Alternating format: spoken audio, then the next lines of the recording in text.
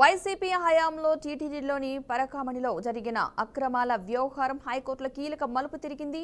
ఈ విషయాన్ని తీవ్రంగా పరిగణించిన హైకోర్టు తదుపరి దర్యాప్తు బాధ్యతలను సిఐడికి అప్పగించింది. సిఐడి ఐజీని వ్యాజ్యంలో సుమోటోగా ప్రతివాదిగా చేర్చింది. పరకామణిలో శ్రీవారి కానుకల అపహరణపై తిరుమల 1 టౌన్ పోలీసులు నమోదు చేసిన కేసు రికార్డులను వెంటనే సీజ్ చేయాలని సిఐడి ఐజీని ఆదేశించింది. మరోవైపు ఫిర్యాదుదారుడు పరకామణి అసిస్టెంట్ విజిలెన్స్ సెక్యూరిటీ అధికారి సతీష్ కుమార్, నిందితుడు సివి రవికుమార్ లోక్ అదాలత్ ద్వారా కేసును రాజీ చేసుకోవడంపై హైకోర్టు విస్మయం వ్యక్తం చేసింది. 2023 సెప్టెంబర్ 9న లోక్ అదాలత్ జారీ చేసిన ఉత్తర్వులను సస్పెండ్ చేసింది. లోక్ అదాలత్లో జరిగిన ప్రొసీడింగ్స్ వివరాలను సైతం సీజ్ చేయాలని తేల్చి చెప్పింది. పరకామణిలో సొమ్ము దొంగతనంపై టీటీడీ బోర్డు తీర్మానాల రికార్డులు, టీటీడీ అధికారులు ఏమైనా ఉత్తర్వులు జారీ చేసి ఉంటే వాటిని సీజ్ చేయాలని సిఐడిని ఆదేశించింది. వాటన్నిటినీ సీల్డ్ కవర్లో తదుపరి విచారణకు తమ ముందు ఉంచాలని స్పష్టం చేసింది. ఇక సతీష్ కుమార్ ఆరోపణలు ఎదుర్కొంటున్న సివి రవికుమార్ ను కూడా 3 రోజుల్లో నోటీసులు అందజేయాలని పిటిషనర్ శ్రీనివాసులు కూడా ఆదేశించడం జరిగింది. ఇక ఇదే అంశానికి సంబంధించిన పూర్తి సమాచారాన్ని మా ప్రతినిధి సుధీర్ అందిస్తారు. సుధీర్, చెప్పండి.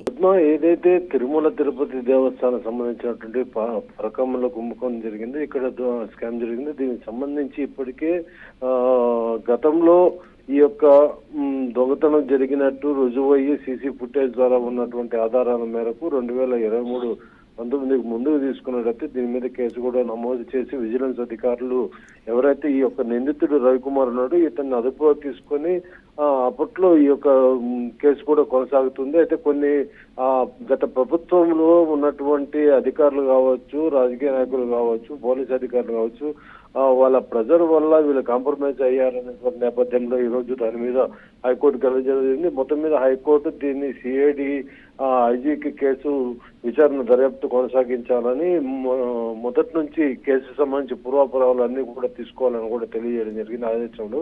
అదే దీనికి సంబంధించి ఇప్పటికే తిరుమలలో అప్పట్లో 1 టౌన్ పోలీస్ స్టేషన్ లో ఏదైతే కేసు ఈ యొక్క దానికి సంబంధించినటువంటి రికార్డులు కావచ్చు, అలాగే పాలక మండలి తీసుకున్నటువంటి అజెండాలో అప్పట్లో నిర్ణయాలు ఏదైతే ఉందో దానికి సంబంధించిన రికార్డులు అన్ని కూడా మొత్తం ఒక షీల్డ్ కవర్ తీసుకొని సమర్పించాలని వచ్చే నెల 13వ తారీఖు ఈ నెల 13వ తారీఖుకి వాయిదా కూడా ఉంది. అయితే దీని మీద ఇప్పటికే పలు రకాల ఆరోపణలు ఎదుర్కొంటూ అటు గత పాలక మండలి కావచ్చు, అధికారులు కావచ్చు ఎదుర్కొంటున్న నేపథ్యంలో ప్రస్తుతము దీని మీద టీటీడీ బోర్డు సభ్యులైనటువంటి భానుప్రకాష్ రెడ్డి కూడా స్పందించడము, వెంటనే గతంలో జరిగినటువంటి కుంభకోణాల విషయాలు ఎక్కడ వెలుగులోకి వస్తుందని టీటీడీ పైన కావచ్చు, అటు టీటీడీ యంత్రాంగం పైన కావచ్చు ఇట్లా అసత్యపు ప్రచారాలన్నీ చేస్తున్నటువంటి కరుణాకర్ రెడ్డికి ఎక్కడ జైలు శిక్ష పడుతుందో అన్నటువంటి నేపథ్యంలో ఇవన్నీ చేస్తున్నారని కూడా ఆయన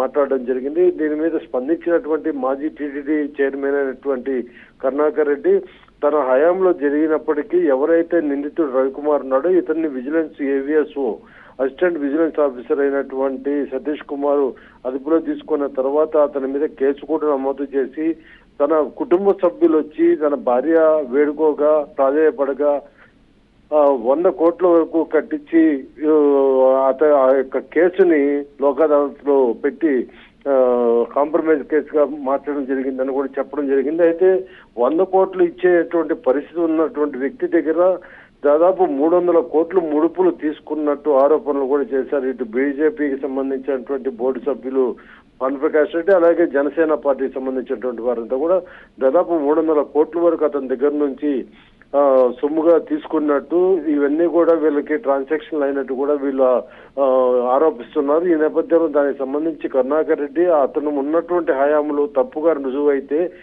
అది అలిపిరి పాదాల మండపం వద్ద తల నరుక్కుంటానని కూడా నిన్న మీడియా సమావేశంలో తెలపడం జరిగింది. మొత్తం మీద పూర్తి విచారణ అనేది కొనసాగించిన తర్వాత దీంట్లో నిజాలు, అలాగే ఎవరైతే ఈ యొక్క నిందితుడుగా ఉన్నటువంటి రవికుమార్ ని గతంలో పెద్ద జిఆర్ మఠంలో క్లర్క్గా ఉండి మనకి సీసీ ఫుటేజ్ ద్వారా కూడా చూస్తున్నాము, అతను ఈ యొక్క డాలర్స్ ని అపహరించడం కూడా చూసాము. విజిలెన్స్ ఆఫీసర్లు దాన్ని చూసి అతన్ని చెక్ చేసిన తర్వాత డాలర్స్ కూడా అతని దగ్గర తీసుకోవడం జరిగింది. అయితే మొత్తం మీద విచారణ చేస్తే దాదాపు పెద్ద మొత్తంలో బయట ఇప్పటి వరకు దొంగతనాలు చేసినట్టు కూడా కొన్ని ఆధారాలు అయితే వాళ్ళ దగ్గర ఉన్నప్పటికీ టీటీడీ ప్రతిష్ట భంగం కలుగుతుందనో లేదంటే తమ భార్య వచ్చి వేడుకోగా ఇది లోక్ అదాలత్ కేసు కాంప్రమైజ్కి వెళ్ళామనో తెలియదు, కానీ దాని మీద మొత్తమైనది స్పష్టత ఈ రోజు సిఐడి మొత్తం విచారణ కొనసాగిస్తుంది.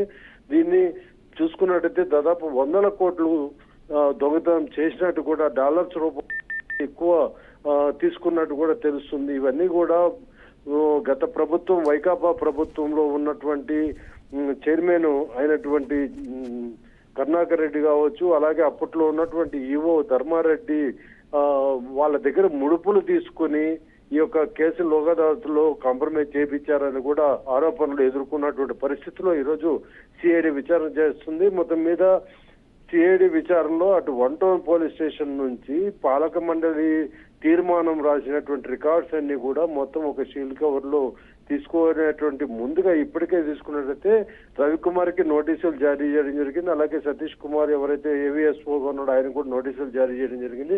వీళ్ళు విచారించిన తర్వాత తదుపరి రికార్డులన్నీ కూడా చూసుకుని మొత్తం నిజ నిజాలు బయట పెట్టేటువంటి అవకాశాలు కనిపిస్తున్నాయి. Padma, right, thank you Sudheer. Tirumala Parakamani చోరీ జరిగినప్పుడు ఆ విషయాన్ని ఒక 2-3 మీడియా ఛానల్ బయట తీసుకురావడం జరిగింది. అప్పుడు కూడా మొట్టమొదట మాట్లాడిన వ్యక్తులు ఎవరు ఉన్నారంటే జనసేన పార్టీ మాత్రమే. ఆ రోజు కూడా మేము ఆ రోజు మాట్లాడినప్పుడు ఆ రోజున్న మీడియా ప్రతినిధి పైన కేసులు పెట్టారు, బెదిరించారు, మా మీద కేసులు పెట్టారు, మమ్మల్ని బెదిరించారు, అన్నీ చేశారు. కానీ వెంకటేశ్వర స్వామి బెదిరించలేం కదా. మమ్మల్ని బెదిరించి భయపెట్టారు చేయొచ్చు, కానీ వెంకటేశ్వర స్వామి దగ్గర ఎవరి లెక్కలు వాళ్ళకు ఉంటాయి. రవికుమార్ అనే ఒక మఠంలో, చిన్న జయంగారి స్వామి మఠంలో ఉన్న వ్యక్తి 20 సంవత్సరాలకు దాదాపు 20 సంవత్సరాలు చెప్పి ఇందాక మాజీ టీడీ చైర్మన్ గారు చెప్పారు ప్రెస్ మీట్లో. 20 సంవత్సరాలు అంటే ఆయన లెక్కేసుకుంటున్నాడు. 20 సంవత్సరాలకు దాదాపు 100 కోట్లు, ఆయన 100 కోట్లు అన్నాడు, 100 కోట్లు ఉండొచ్చు, దాని పై మాటే దోచేయచ్చు. కోర్టులు, జైళ్ళు, శిక్షలంతా వద్దు, ప్రాయశ్చిత్తం చేశాం, తప్పు చేశామంటే క్షమించేస్తారంట. అప్పుడు ఈ పోలీస్ స్టేషన్లు ఎందుకు, ఈ చట్టాలు ఎందుకు, ఈ లా ఎందుకు, ఇవన్నీ ఎందుకు నాకు అర్థం కాదు. తిరుమల పరకామణి చోరీ జరిగినప్పుడు ఆ విషయాన్ని ఒక 2-3 మీడియా ఛానల్ బయట తీసుకురావడం జరిగింది. అప్పుడు కూడా మొట్టమొదట